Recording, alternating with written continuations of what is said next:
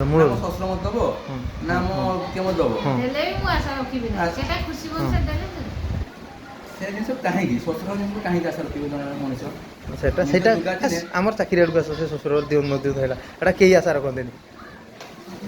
ସେଇ ଦରମାଟା ତମେ କୁହ ଟିକେ କୁହ ମତେ କଥା କୁହନ୍ତୁ ହଁ 2 ବର୍ଷ ପୂର୍ବ ଯେ କଥା ମନେ ରଖୁଛନ୍ତି ହଁ 2 ବର୍ଷ ପରେ କାଇଁ ମନେ ରଖୁଛନ୍ତି ଏଇଟା ଗୋଟେ ସ୍ମୃତି ଏଇଟା ଗୋଟେ ବହୁତ ଇମ୍ପୋର୍ଟାଣ୍ଟ କଥାଟା କହିଲ ହଁ ହଁ ହଁ କିସ କହିଲ